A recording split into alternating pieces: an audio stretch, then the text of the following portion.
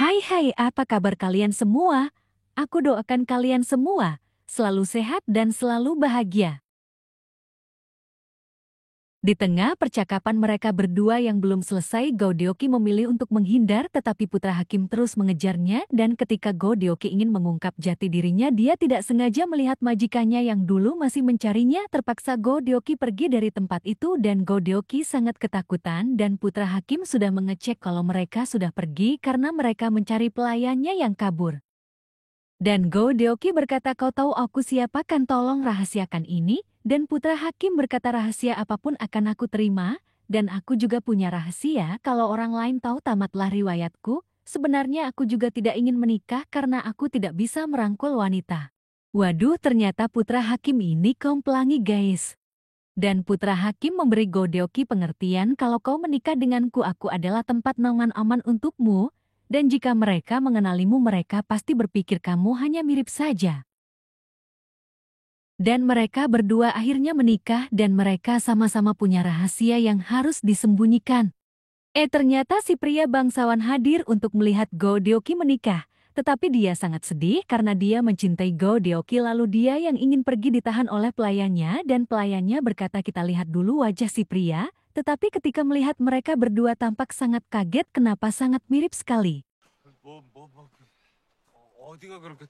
Dan keluarga Hakim tampak sangat senang lalu menyambut Godeoki, bahkan Godeoki diberi hadiah pernikahan dengan tempat di mana nantinya untuk dia bekerja sebagai advokat hukum. Betapa senang hati Godeoki yang mendapat perhatian yang luar biasa dari mertuanya. Lalu si ayah mertua berkata, baik cepatlah punya anak, dan aku jati punya cucu. Lantas Godeoki dan Putra Hakim tersenyum penuh tanda tanya.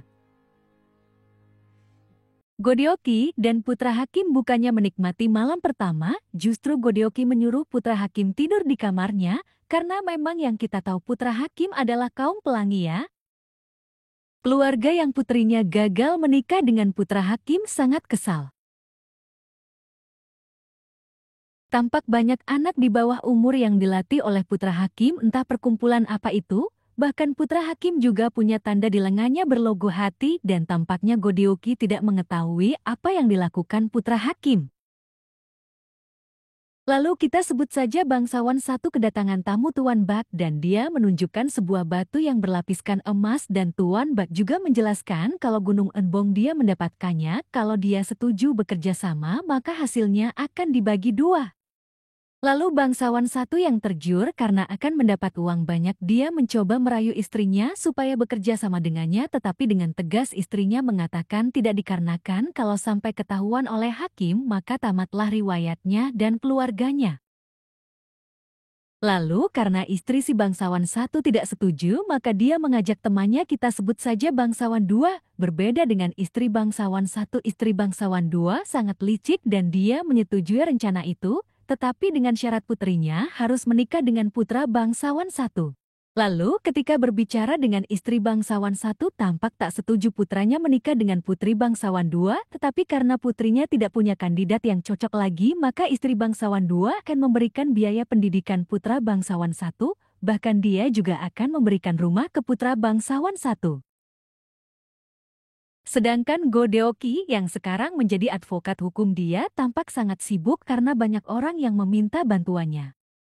Lalu adik Putra Hakim mendatangi Godeoki dan memberikannya bunga lantas Godeoki mengajak berbincang sejenak sambil menikmati pemandangan ternyata adik Putra Hakim berterima kasih karena Godeoki mengirimkan makanan untuknya. Lalu Godeoki berkata mulai sekarang ceritakan apa saja masalahmu. Tapi adik Putra Hakim berkata ada satu masalahku yang tidak bisa kakak tangani. Lalu Godeoki menjawab apakah pertandingan panahan. Lalu Godeoki mengajari adik Putra Hakim memanah dan semua orang yang melihatnya terpesona karena panahan Godeoki tepat sasaran. Dan terlihat beberapa anak di bawah umur yang ingin melarikan diri tapi sayangnya mereka ketahuan dan mereka juga diikat dan disiksa. Dan sedangkan ayah dari putri yang dikurung disiksa, bahkan dia diberikan dokumen palsu yang menyatakan kalau dia menjual putrinya karena mereka yang buta huruf maka mereka menyetujuinya padahal itu semua tipu muslihat dari biro kehakiman dan Godeoki membantu ayah itu. Sampai-sampai Go Deoki menyamar menjadi perempuan, bahkan pelayannya menyamar menjadi majikannya, lalu mereka bekerja sama dan akhirnya bisa memasuki tempat itu dan Go Deoki mengamati tempat itu, dan terlihat dua penjaga yang menjaga ruangan itu, lalu Go Deoki yang hampir ketahuan untungnya bisa terselamatkan berkat orang itu dipanggil oleh majikannya. Dan ternyata mereka menyekap anak-anak di bawah umur, bahkan mereka diberi makan makanan yang tidak layak entah anak-anak itu mau diapakan. Go Deoki dan pelayannya yang akan perjalanan pulang bertemu dengan putra hakim dia memasuki tempat gisang yang membuat Go Deoki bertanya-tanya. Dan ada seorang pria yang menyelinap masuk ke tempat anak-anak yang disekap. Ternyata pria itu adalah putra hakim entah apa yang akan dilakukannya dan dia hanya berbicara kepada satu anak itu karena anak itu juga kaum pelangi.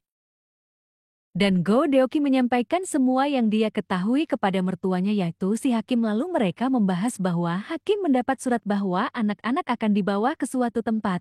Maka hakim mempunyai rencana untuk menkoh mereka dengan cara sebarkan berita. Kalau aku akan pergi jauh beberapa hari dan tidak bertugas maka dengan begitu mereka akan terkecoh dan Go Deoki yang meminta ikut dalam misi hakim tetapi mertuanya menolaknya karena takut terjadi sesuatu dengan Go Deoki. Lantas Go Deoki yang kembali ke rumahnya tampak Maxim sangat gugup karena suami Go Deoki sudah pulang. Lalu ketika Go Deoki akan memasuki kamar ternyata suaminya sedang berganti baju dan tak sengaja Go Deoki melihat tanda huruf di bahu suaminya dan Go Deoki yang penasaran dia bertanya apa tanda di bahumu itu? Lalu suaminya berkata beri aku waktu beberapa hari maka aku akan memberitahumu. Dan tiba di malam, para penculik membawa anak-anak itu ke suatu tempat dan tampak dari kejauhan hakim dan para pasukannya siap menangkap mereka. Ternyata Go Deoki juga ikut dalam misi ini.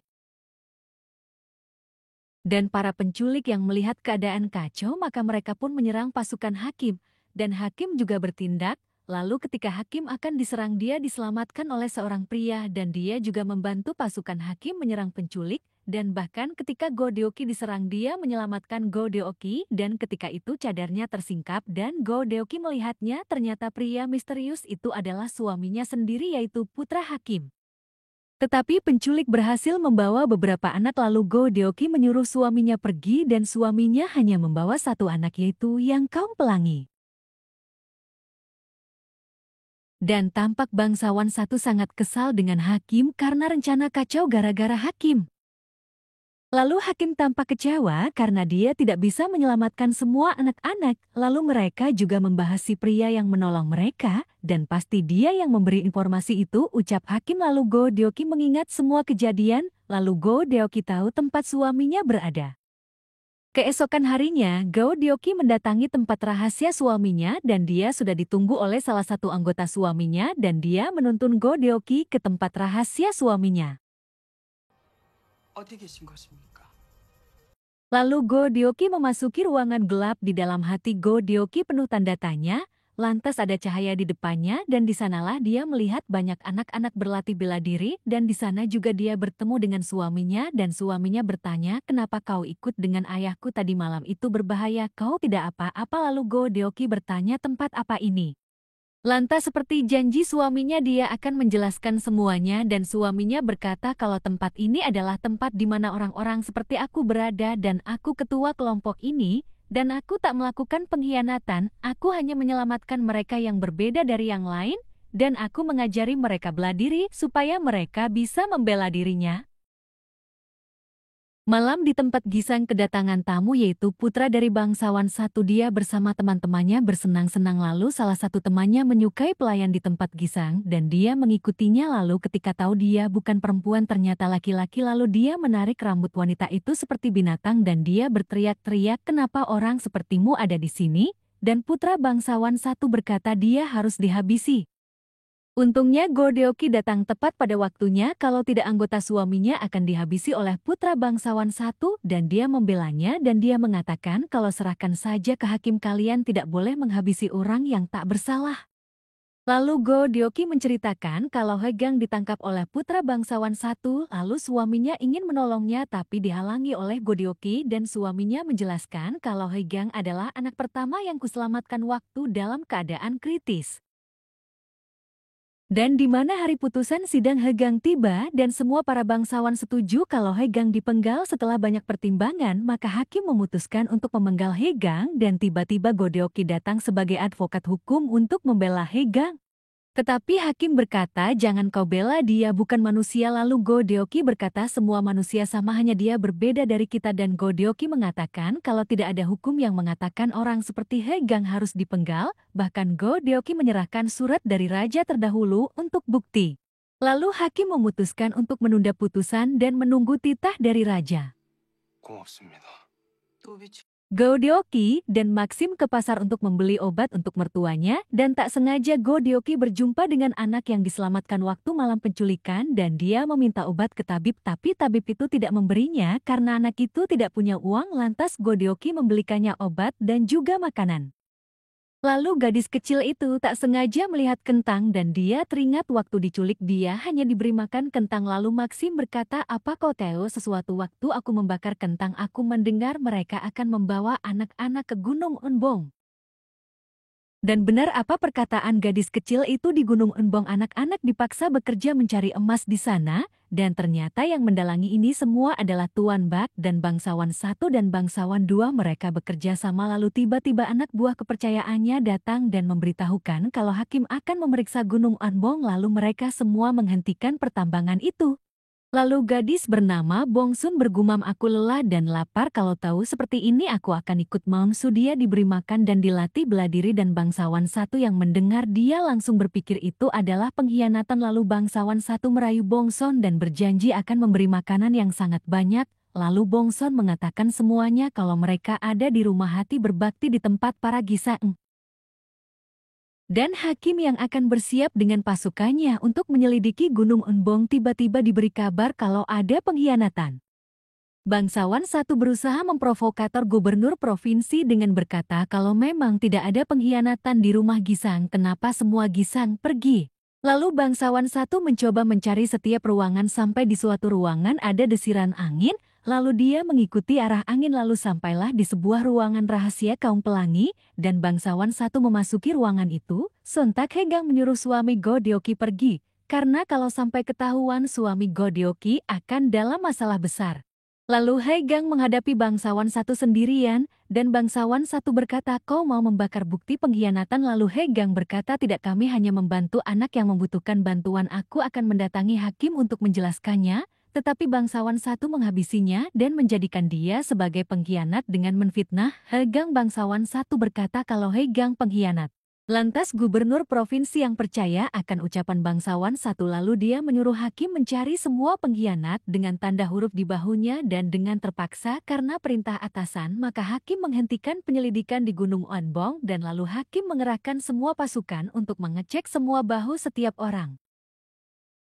Dan sedangkan di rumah Go-dioki menyiapkan semua pakaian suaminya karena Go-dioki menyuruhnya pergi supaya dia tidak ditangkap, tetapi suaminya terus bergumam kalau dia bukan pemberontak. Lalu hakim datang untuk menjenguk Go-dioki dan menyapanya. Lalu hakim melihat putranya, dia menyuruh putranya menunjukkan bahunya tapi Go-dioki menyelamatkannya dengan berkata itu sudah dicek ayah. Lalu hakim lega dan dia akan pergi, tapi tiba-tiba suami Go-dioki berkata, Hegang bukan pemberontak, mereka melatih bela diri supaya mereka bisa melindungi diri mereka. Lalu ayahnya berkata, bagaimana kau bisa tahu? Lalu suami Go-dioki menunjukkan bahunya dan ayahnya sangat terkejut dan suami Go-dioki berkata, aku ketua dari hati berbakti dan juga sama seperti mereka. Sontak hakim marah besar. Lalu hakim berkata, mulai sekarang kau hanya menjadi putraku dan menjadi suaminya dan kau harus menghapus huruf itu dari bahumu. Tetapi suami Go-dioki tidak mau, dia tetap memilih jalannya sebagai kaum pelangi. Sedangkan di tempat si pria bangsawan juga kedatangan pasukan dan mereka memeriksa bahunya juga. Dan suami Go-dioki yang akan pergi, dia teringat perkataan ayahnya kalau ayahnya tidak menganggapnya sebagai putra lagi dan dia harus pergi dari tempat ini, dan perkataan itu membuat hati suami Go-dioki hancur. Lalu Go-dioki dan suaminya dikejar oleh para pasukan.